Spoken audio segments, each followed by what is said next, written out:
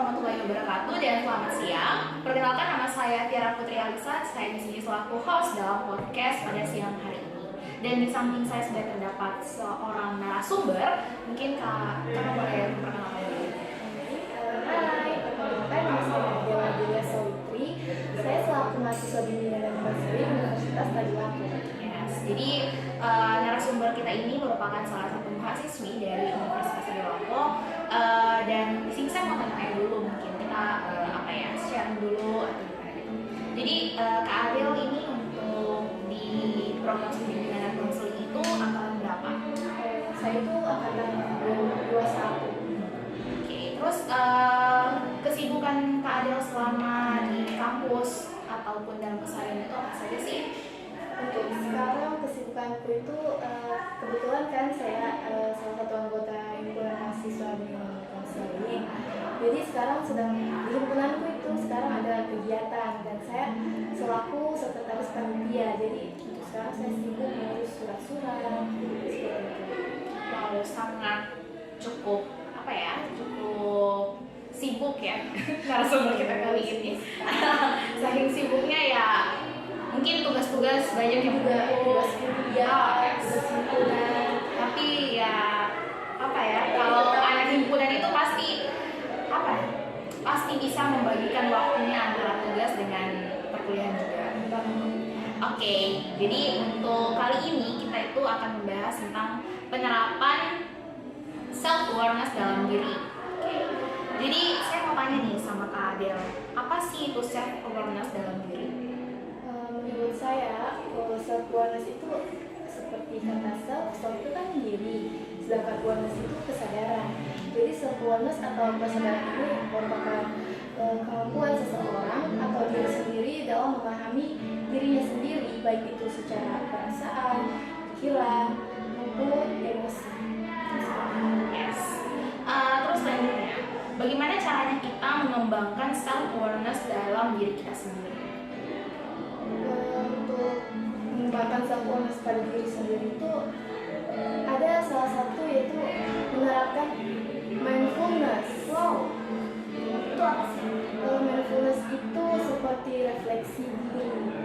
Ya mungkin seperti itu, kayak cara kita menenangkan diri saat kita mungkin ada masalah. Jadi kita sadar akan masalah kita bagaimana cara mengatasi masalah kita ini. Jadi mungkin kita bisa menerapkan mindfulness. Berarti seperti ya kita kalau sudah mumet dalam kuliah kita bisa refreshing gitu kan? Next question. Kenapa kita perlu self awareness dalam diri kita?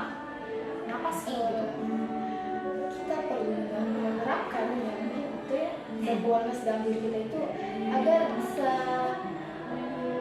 membantu kita atau bisa kesadaran diri kita itu ya agar kita memiliki kesadaran pada diri kita baik yang baik dapat membantu seseorang untuk mengetahui batas kemampuan yang dimiliki dan tidak terjerat dengan gaya hidup yang berlebihan.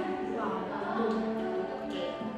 Terus di sini pasti dalam diri kita itu pasti akan ada kayak keuntungan ataupun keuntungan dan kerugian lah ya istilahnya. Tapi di sini saya ingin bertanyakan, apa sih keuntungan dari self awareness buat diri kita? Keuntungan self awareness itu bisa membantu kita untuk bisa bekerja dengan cerdas dan efisien. Tapi kita sadari bahwa pekerjaan yang kita lakukan bisa membuat diri kita berdampak pada hidup kita. Jadi kesadaran diri ini akan membantu kita untuk menyadari kekurangan dan kelebihan diri kita sendiri. Terus selanjutnya, bagaimana cara kita untuk mengenali diri kita sendiri? Cara untuk mengenali diri kita sendiri itu contohnya seperti kita bersikap mandiri. Kenapa? Karena seseorang perlu memiliki sikap yang mandiri agar tidak bergantung dengan orang lain. Artinya kita tidak perlu seseorang untuk mendorong kita untuk melakukan sesuatu yang mereka dasarkan pada keyakinan atas kemampuan diri kita sendiri. Karena biasanya kan ada orang yang selalu bergantung pada orang lain.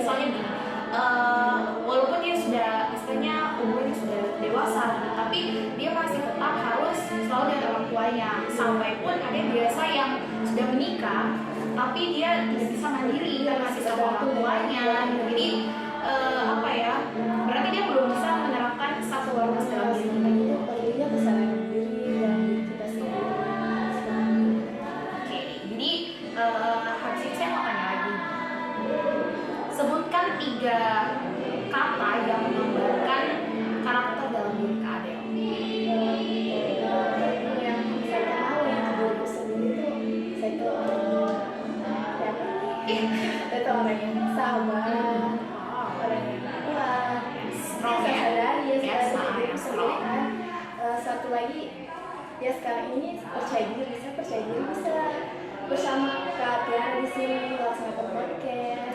Yes. Jadi 3 kata itu yang menggunakan karakterku sendiri itu sabar, kuat, dan percaya diri.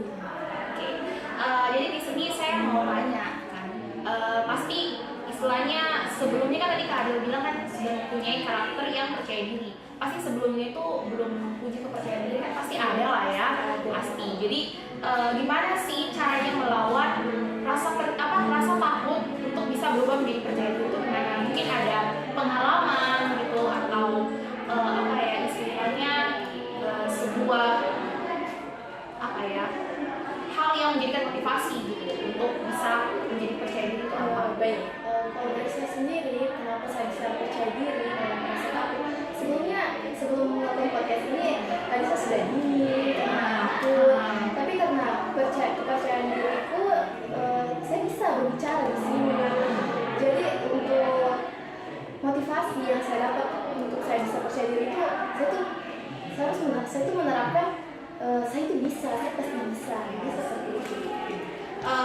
Mungkin tadi saya dengar kan Kak Adel bilang kalau Kak Adel ini pernah apa ya sekarang lagi ikut dalam himpunan gitu kan, pasti juga saya sempat dengar berita kayak istilahnya apa ya kabar lah ya istilahnya kalau caranya kita untuk melatih juga dalam kita bisa berbicara di depan banyak orang terus kita bisa percaya diri itu ya dari hal-hal yang seperti itu kan, dari yang bentuk kecil. Jadi kan pasti kita akan terlatih mulai dari kita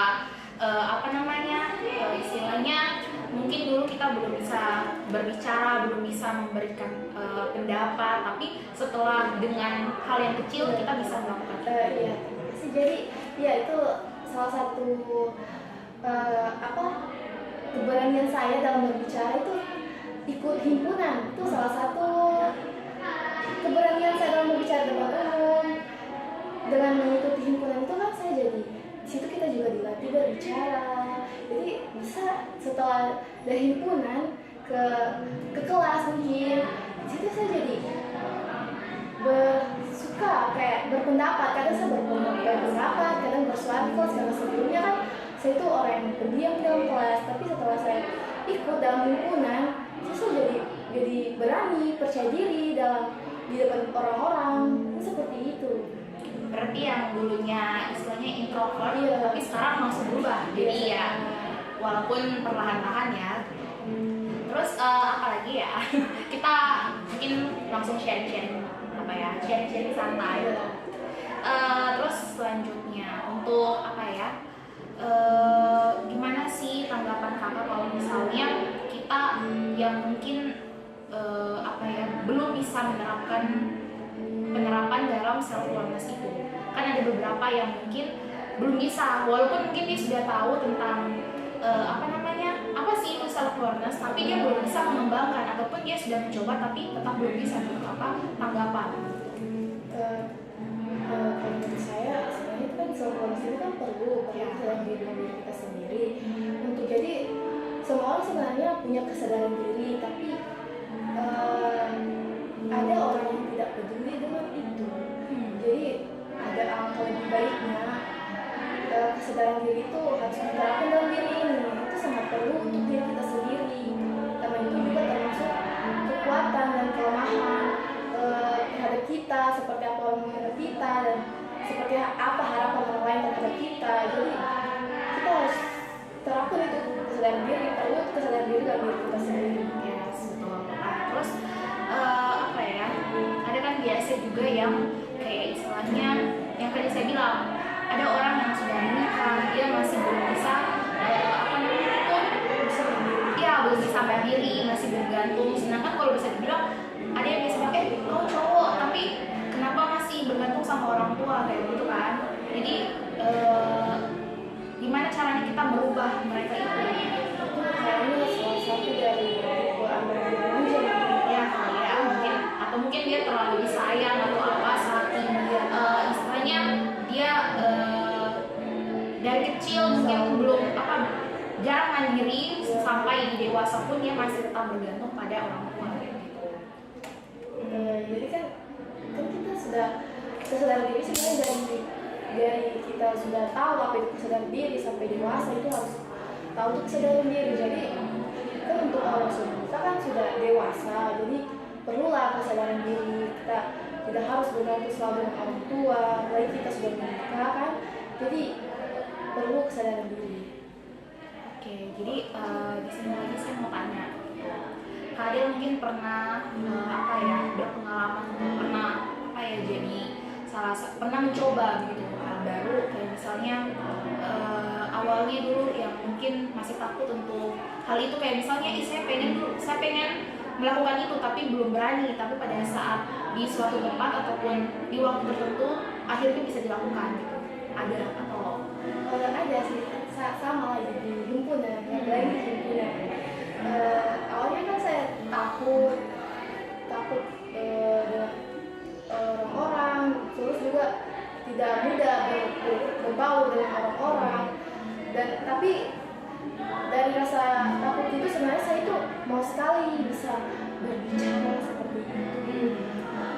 Tapi kayak misalnya ini sekarang seperti saya jadi SEPA, sebelumnya kan sebenarnya juga dari dulu sebenarnya mau jadi kayak panitia inti seperti itu, tapi setelah alhamdulillah tidak sih, ya alhamdulillah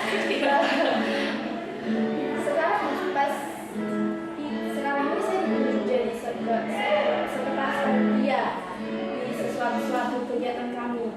Jadi yang awalnya takut tapi sebenarnya mau, tiba-tiba rasa takut itu hilang setelah apa yang kita inginkan itu tiba-tiba ditunjuk kau jadi sepak seperti itu. Kita takut tapi sebenarnya rasa mencoba. Iya itu takut tapi sebenarnya ingin mencoba seperti itu. Karena dari pengalaman juga kayak saya bilang, kalau kita memandang bahwa kita itu tidak bisa, bagaimana caranya kita mau tahu kalau kita tidak mencoba kan gitu. Jadi juga termasuk cara mengembangkan kesadaran diri dalam diri kita itu sebenarnya rasa ingin tahu juga termasuk. Betul, dan paling intinya harus mencoba terlebih dahulu, karena gimana caranya kalau kita tidak mencoba, istilahnya kita ya walaupun orang bilang pastinya akan gagal, ya tidak apa-apa gitu kan. Kapan kita bisa langsung berhasil gitu kan kalau kita belum mencoba juga, itu pasti akan gagal terus ada hasilnya pasti akan memuaskan juga gitu. Oke, jadi karena mungkin kita sudah mau sampai di ujung acara ujung acara kita, jadi mungkin saya mau ucapkan terima kasih banyak kepada Kak Adel sudah mau datang ke sini untuk sharing-sharing sama kita gitu tentang apa sih self awareness buat diri kita juga, terus juga berbagi pengalaman tentang keseharian Kak Adel juga dalam himpunan gitu. Kita sudah banyak berkeliling gitu istilahnya, berkeliling tentang sharing dalam hari ini gitu. Jadi sekali lagi saya ucapkan terima kasih banyak kepada Kak Adel. Terima kasih sudah mempercayai saya sebagai narasumber hari ini. Ya, jadi untuk itu mungkin kita nanti akan ngobrol-ngobrol lagi di belakang gitu, dan saya ucapkan terima kasih kepada teman-teman yang sudah berpartisipasi dalam podcast kita kali ini. Untuk itu saya ucapkan terima kasih banyak, dan juga dan juga di sini saya akan memberikan kesimpulan tentang apa sih self awareness itu. Jadi self awareness itu adalah dimana kita harus mempercayai dalam diri kita sendiri, kita harus mengetahui juga, dan gimana caranya kita mengembangkan, yaitu kita harus tahu bagaimana caranya kita apa ya istilahnya memahami dalam diri kita gitu. Dan paling penting kita harus mencoba, karena tanpa mencoba kita tidak akan tahu apa hasil di belakangnya. Oke, untuk itu saya ucapkan terima kasih banyak kepada teman-teman yang sudah berpartisipasi pada hari ini. Lebih dan kurangnya saya mohon maaf, dan see you next video. Bye bye.